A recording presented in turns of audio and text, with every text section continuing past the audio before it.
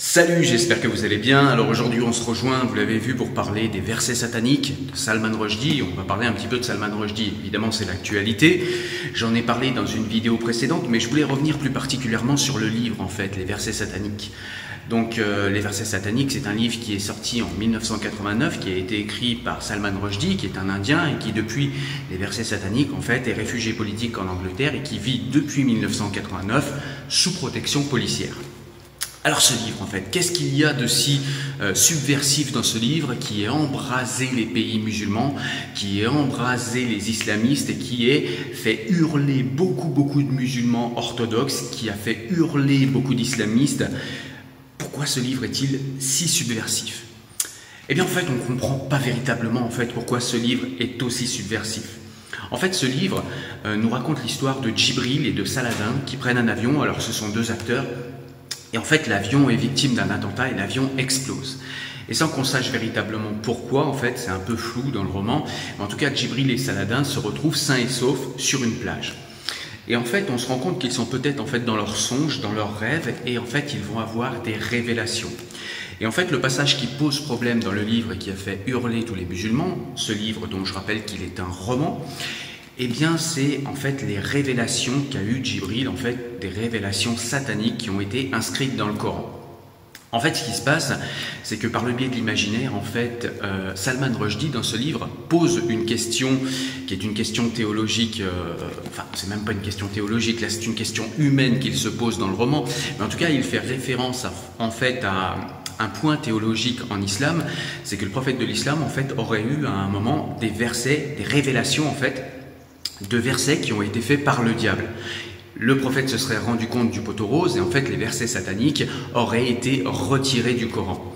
Et en fait dans ce roman, eh bien tout simplement Salman Rushdie pose la question voilà, par l'imaginaire, hein, c'est-à-dire que c'est pas un essai ce livre, hein, c'est pas un essai critique de l'islam, tout simplement il pose par le biais du roman, par le biais de l'imagination, par le biais de l'histoire, par le biais de la fiction, il pose la question, et si en fait, ces versets sataniques n'avaient jamais été retirés du Coran, et si en fait, eh bien, la révélation qu'avait reçue le prophète dans ses songes était en fait une révélation qui lui avait été faite par le diable, pardon. Et donc voilà en fait ce qui a enflammé le monde musulman en 1989. Alors très souvent on réduit un petit peu les remous qu'ont suscité ce livre en disant voilà ça a fait beaucoup de bruit en Iran chez les chiites et Khomeini qui à l'époque était le guide spirituel de l'Iran, eh bien a émis une fatwa, il s'est auto-accordé la possibilité d'émettre une fatwa internationale où il donnait de l'argent à des gens qui attenteraient à la vie de Salman Rushdie. Et donc on réduit ça à l'Iran, on dit voilà les Iraniens, le Khomeini et puis les Iraniens extrémistes se sont crispés contre Salman Rushdie à cause de ce roman. Sauf que c'est un peu réduire la chose en fin de compte, parce que il n'y a pas que l'Iran en fait qui s'est levé, c'est vraiment tous les pays musulmans qui se sont levés contre ce livre, qui n'a absolument rien de subversif en réalité. C'est simplement un roman qui pose des questions. On est dans le domaine de la fiction, encore une fois, de l'imagination. Donc si les musulmans et tous les pays musulmans qui se sont levés à l'époque interdisent l'imagination, eh bien c'est tout simplement qu'ils interdisent en fait aux écrivains d'écrire. D'ailleurs c'est le cas dans de nombreux pays musulmans. C'est peut-être là le problème. Donc voilà. Et donc là récemment, vous l'avez vu dans l'actualité, eh bien il y a quelques semaines, Salman Rushdie a été agressé par un Iranien. Par un chiite d'origine libanaise mais résident aux États-Unis. Et donc eh bien, ce musulman chiite eh bien, se fiait à cette fatwa et il a voulu attenter à la vie de Salman Rushdie à cause de ce livre-là. Donc voilà ce qu'on peut dire sur le livre. Honnêtement, rien de neuf sous le soleil, sauf que eh bien, aujourd'hui on a quelqu'un qui en Occident a agressé Salman Rushdie. Alors je voudrais simplement analyser un petit peu ça, analyser ce qui se passe en Occident avec l'islamisme et en fait analyser la traîtrise, je vais jusqu'à là, la traîtrise de certaines personnes qui, comme l'AFP par exemple, l'AFP, l'agence France Presse, a expliqué que Salman Rushdie avait été agressé à cause d'un livre qui était un livre en fait, controversé. C'est leur mot, un livre controversé. Alors je suis désolé, mais si jamais l'extrême droite un jour refuse un livre et s'insurge contre un livre, on va dire tout simplement, et l'AFP aura raison, l'AFP va dire voilà, c'est un livre qui a fait hurler l'extrême droite. C'est un livre qui ne plaît pas à l'extrême droite. Pourquoi est-ce que pour ce livre, on ne dit pas c'est un livre qui a fait hurler les islamistes, qui a fait hurler les orthodoxes, qui a fait hurler les extrémistes? Non, on dit simplement c'est un livre controversé. L'AFP est une agence de lâches, l'AFP est une agence qui est extrêmement lâche et faible devant l'islamisme et qui ne nomme pas les noms. Un livre controversé, pour moi, c'est un livre en fait qui a été simplement critiqué, qui a mal été reçu par des gens, tout ce qu'il y a très bien. Je suis désolé, ceux qui n'ont pas aimé et qui se sont levés contre le livre de Salman Rushdie ne sont pas des gens très bien. Ce sont des islamistes, ce sont des extrémistes, ce sont pour beaucoup des tueurs, ce sont pour beaucoup des gens qui sont complètement endoctrinés par l'islam le plus rigoriste qui existe sur notre sol. Donc comment l'AFP peut en arriver à nous dire que c'est un livre controversé? Non, l'AFP, ça n'est pas un livre controversé. C'est un livre qui a fait hurler les plus extrémistes et c'est une bonne chose. Et d'ailleurs, ça pose la question, est-ce que ce livre, en fait, pourrait sortir aujourd'hui? C'est-à-dire, si Salman Rushdie, avait écrit ce livre aujourd'hui, les versets sataniques, est-ce que ce livre sortirait en Occident? Est-ce qu'aujourd'hui, ce livre ne serait pas qualifié d'islamophobe? Est-ce que ce livre aujourd'hui ne serait pas ostracisé? Est-ce qu'aujourd'hui on ne serait pas en train d'insulter Salman Rushdie au lieu de le protéger comme on l'a fait en 1989? Eh bien ces questions sont assez inquiétantes et c'est véritablement des questions qu'il faut qu'on se pose parce qu'il y a quand même beaucoup de gens qui, sur internet on le voit, mais dans la vie réelle également, chez les musulmans, nous disent eh ben tant mieux, Salman Rushdie s'est fait tuer, il avait qu'à pas se mêler, il avait qu'à pas insulter l'islam, il avait qu'à pas insulter la religion.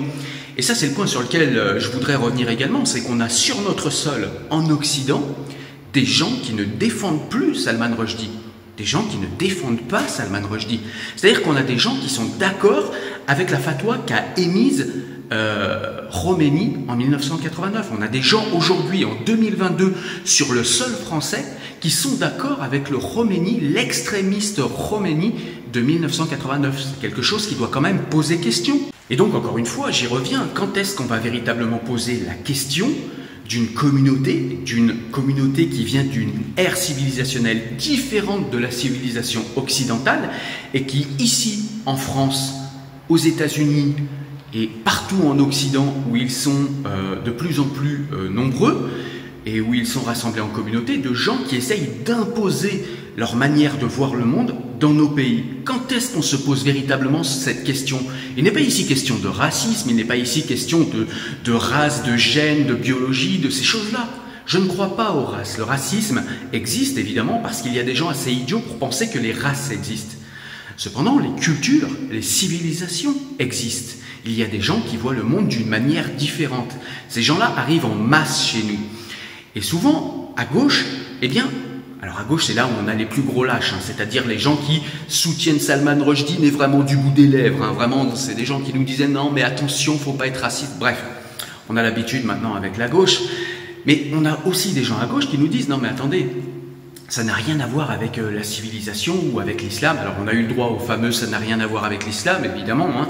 À chaque fois qu'il y a un attentat, la personne se réclame de l'islam, la personne se réclame du corpus idéologique islamique, mais ça n'a rien à voir avec l'islam. Salman Rushdie le disait. Il faut véritablement arrêter avec ça, de dire que ça n'a rien à voir avec l'islam. Si c'est une maladie de l'islam, maintenant ça ne veut pas dire que c'est tous les musulmans qui sont des extrémistes, ça ne veut pas dire que tous les musulmans sont des tueurs en puissance, mais il y a un véritable problème dans le corpus idéologique islamique et dans la manière dont les institutions islamiques en fait interprètent le Coran et tout le corpus qu'il y a autour, hein, tout ce qui est comment dire, les Sahih Muslim et Bukhari, toutes ces choses-là, ça pose véritablement problème. Ce sont des textes qui sont, comment dire, satellites du Coran, qui font pleinement partie en fait du sunnisme, qui sont canonisés par l'école sunnite et qui sont encore dans le corpus islamique sunnite du coup, donc 99% des musulmans, et qui sont hyper violents. Pareil pour les chiites, enfin voilà, je veux dire, il faut véritablement qu'on se pose ces questions et on a des gens à gauche qui nous disent non mais l'immigration est une chance pour nous, ils nous balancent des slogans comme ça complètement idiots en nous disant l'immigration est une chance, il n'y a pas de problème, fermons les yeux, mettons la tête dans le sol, il n'y a véritablement pas de problème. Il y a des gens qui viennent d'une ère civilisationnelle qui ont tout simplement des antagonismes hyper importants avec notre civilisation. Et en fait, quand ils viennent dans nos pays et qu'ils passent la frontière, eh bien, dans leur tête, ça s'efface pas. Ils n'arrivent pas avec une disquette vide. Ils arrivent avec une vision de la vie. Ils arrivent avec une culture. Ils arrivent avec une civilisation. Et si les gens ne font pas un véritable effort pour venir dans notre pays parce qu'ils aiment notre culture, parce qu'ils aiment notre civilisation, eh bien, il y a des gens qui arrivent en France et qui veulent imposer leur manière de vivre.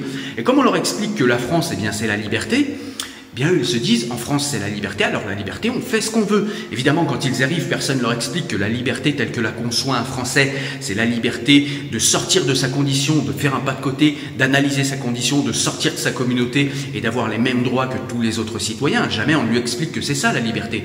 Lui, il arrive...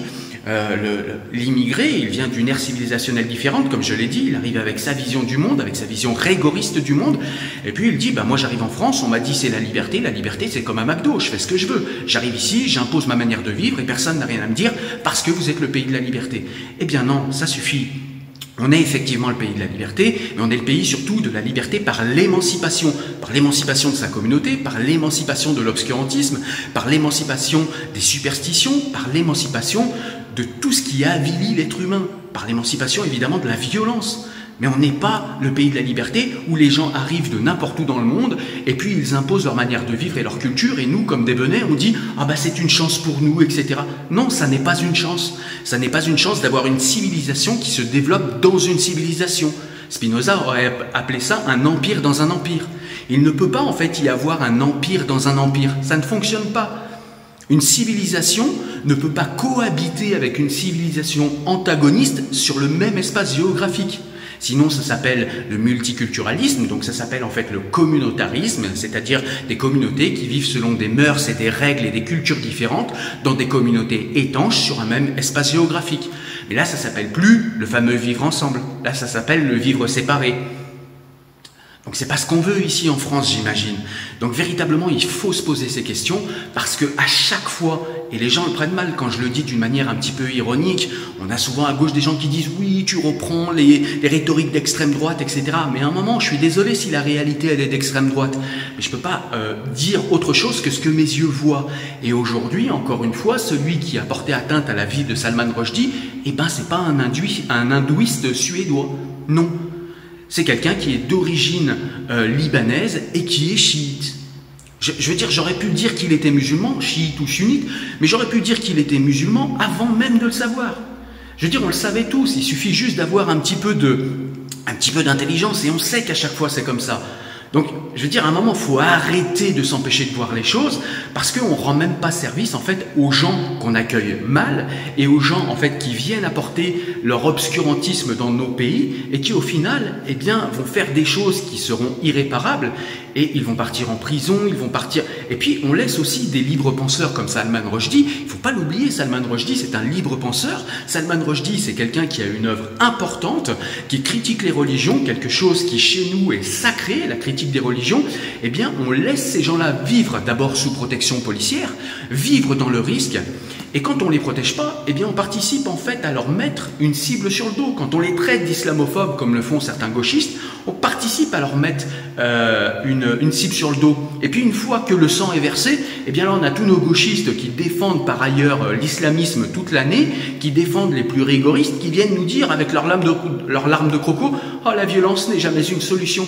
Évidemment que la violence n'est jamais une solution, mais quand on est une personnalité politique et quand on est aux affaires, on fait en sorte que cette violence n'arrive pas, on anticipe, on fait en sorte en fait tout simplement par les mots, par le cadre légal et par ce qu'on prône pour le pays, eh bien on fait en sorte de protéger ces libres penseurs et d'en faire des personnes véritablement importantes. On ne parle pas, comme le fait l'AFP, de livres controversés, de personnalités controversées. On ne parle pas tout simplement d'islamophobie, comme peut le faire la gauche parfois.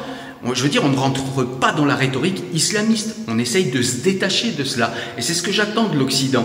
Et on dirait que l'Occident peine à se réveiller. Et toute personne qui va avoir le discours que j'ai, qui est un discours en fait simple et de bon sens, il ne s'agit pas de rejeter qui que ce soit. Il s'agit simplement de se dire qu'on a une immigration qui est trop importante, que cette immigration n'est pas accueillie chez nous, qu'elle n'est pas assimilée, qu'elle n'est même pas intégrée, et qu'elle arrive avec une vision du monde qui est antagoniste à la nôtre. Et qu'au bout d'un moment, ça va poser problème. Je veux dire qu'il va y avoir violence au bout d'un moment quand les visions du monde et de la vie sont si antagonistes entre la civilisation occidentale et la civilisation islamique, c'est tout simplement dire ce qui est.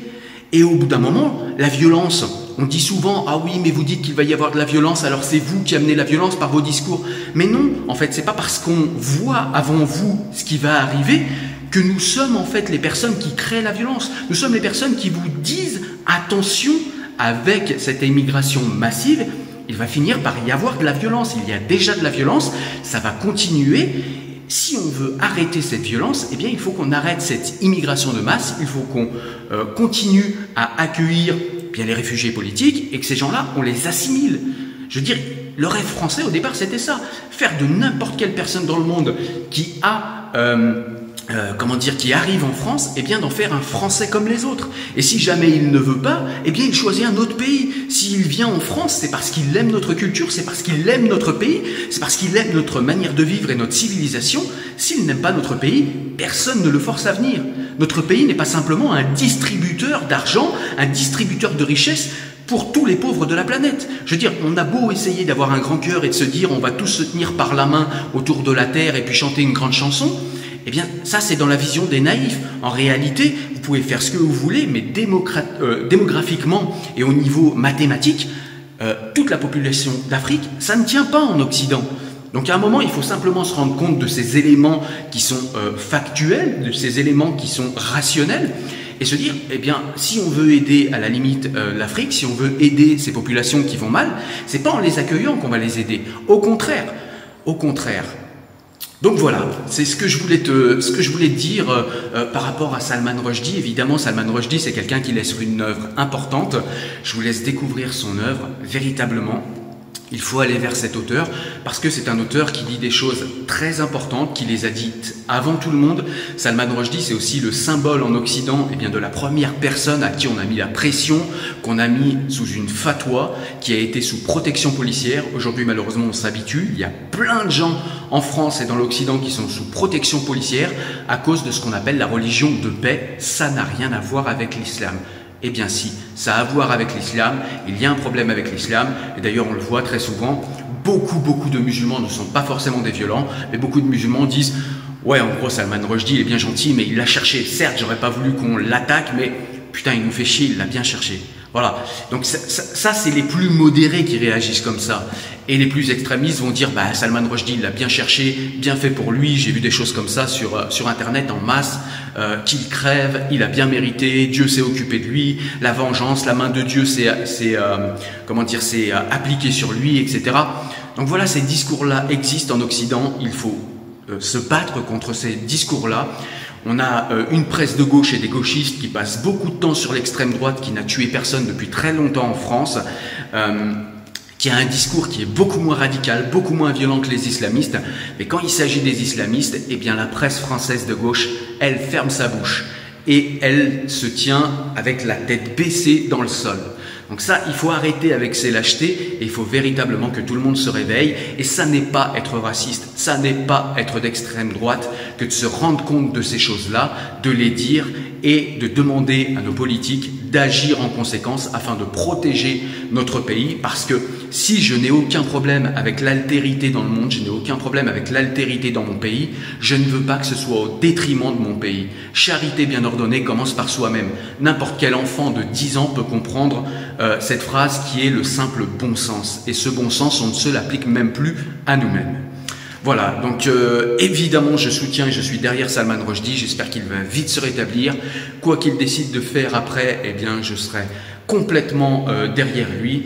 En tout cas, il faut véritablement que vous lisiez ce livre, déjà pour vous rendre compte que il n'est pas si subversif que ça, donc ça veut dire que beaucoup de musulmans en fait condamnent des écrivains, condamnent des livres parce que en fait leurs autorités religieuses, les personnes à qui ils donnent de la légitimité, eh bien condamnent ce livre parce que très souvent en fait ces gens-là ne l'ont pas lu.